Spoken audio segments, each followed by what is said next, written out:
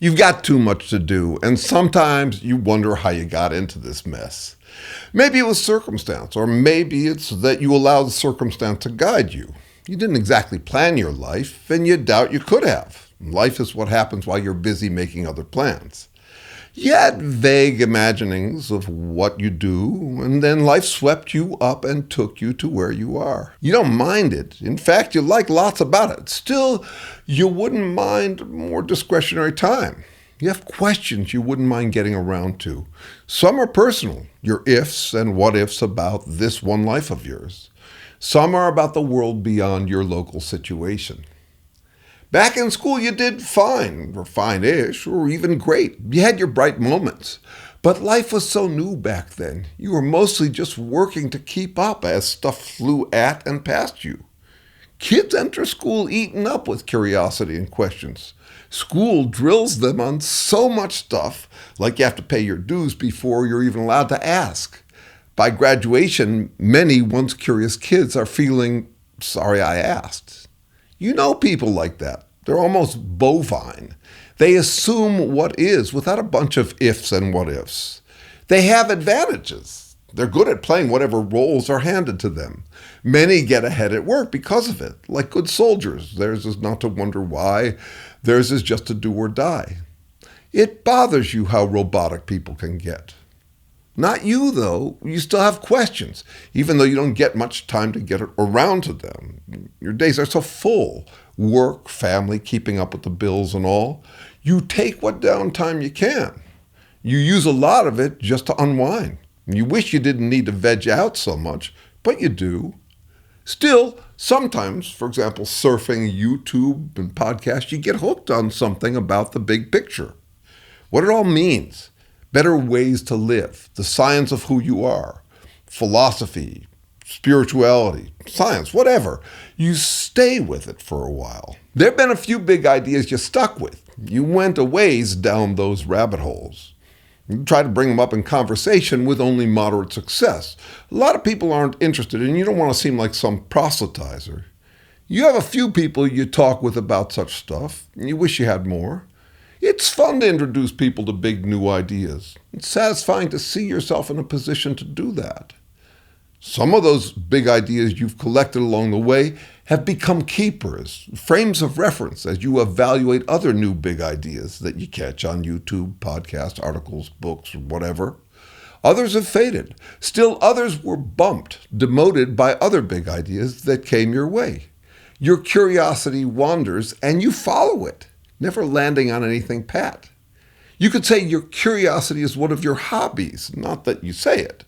You have other hobbies too. Still, your mind is always percolating on the back burner, and you like it, curating your curiosity like that. Sometimes you sort of wish you could explore big ideas full time, like some of the folks you watch and listen to.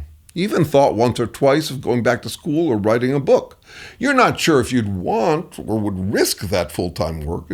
It doesn't pay well. A lot of people want those jobs, and there's not as much interest in their products as there is in other flashier, more flattering stuff. And anyway, it may not be in the cards, given your commitments. Now anyway, maybe someday, it would be fun to make your mark. You find it disheartening that humanity seems to be dumbing down, and yet you also appreciate how the web has exposed you to ideas that would have been much harder to access without it.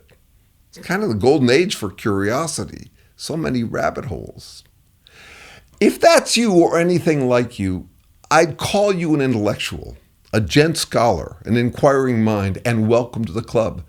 Being a member isn't a question of how much you know or how much time you can afford to spend on it, or whether you've landed on what I or someone considers to be the right ideas. There are plenty of well-read full-time know-it-alls who talk like they've solved reality. I don't regard them as intellectuals. To be an intellectual, the only prerequisite is abiding curiosity. It's about identifying as still learning, not learned, and not what I could call learned out, burnt out on learning, like those graduates who feel sorry I asked. The Club of the Curious goes way back. It's not particularly prestigious nor well populated. They say knowledge is power, I'm not so sure, or at least it depends on what kind of knowledge. Practical knowledge about how to fix things is some power. Cunning confidence is more power, knowledge about how to pander to and overpower people. But the confidence to doubt and wonder, tolerating uncertainty, that doesn't often pay off in social power. Still, this curating of your curiosity, this ability to husband your assumptions, it may not make friends and influence people, but what a great way to use what downtime you don't need for just chilling. By husbanding, I mean something like animal husbandry or dating and mating. When we're young, we mostly collect adorable ideas. Adorable because they make us feel adorable. Like when you spot a cute hamster or partner and you collect it. You collect all the adorable ideas that make you feel adorable. You have a whole harem of ideas that feel adorable and make you feel adorable. As you age, you might discover that some of your adorable ideas don't play that well with each other. The learned out say, fuck it. Ideas are unnecessary bullshit. The learned land on one big idea that they feel solves it all. They toss all the rest and stop curating.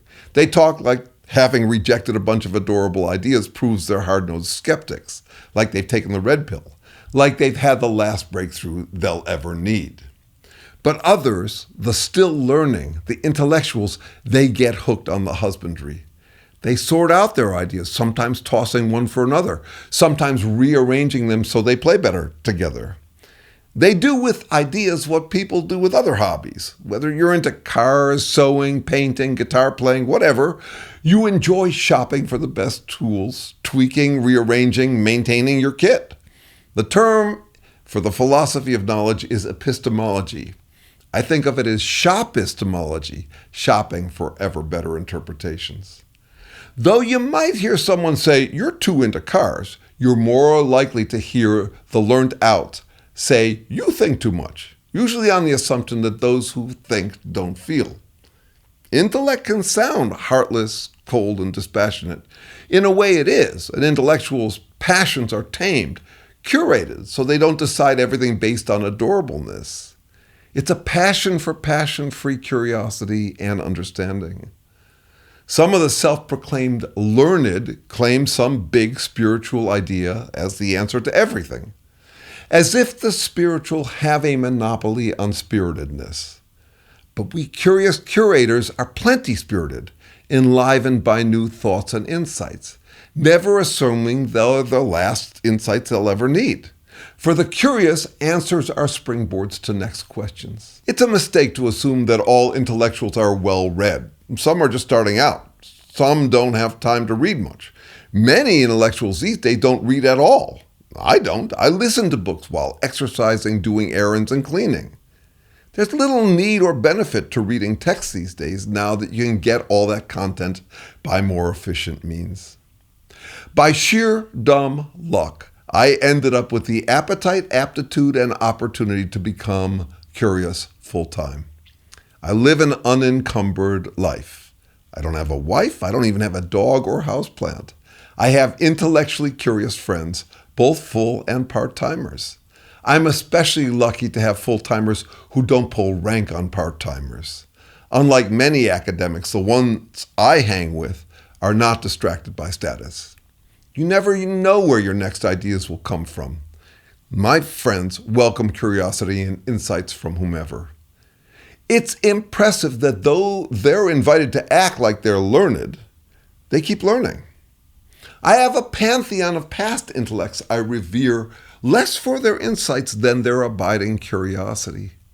I have extra respect for those who exercise their curiosity against the odds while holding down jobs, juggling other responsibilities, or despite being cornered by intense social pressures to fall in line. Now, if you're one of them, as I hunched you are in this video, I bow to you this holiday season. Your curiosity, despite the odds, has my abiding respect. There are many safer, simpler options than curiosity, but you chose it. Hats off to you.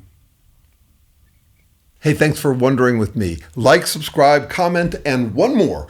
email me for a free trial half-hour strategic consulting session.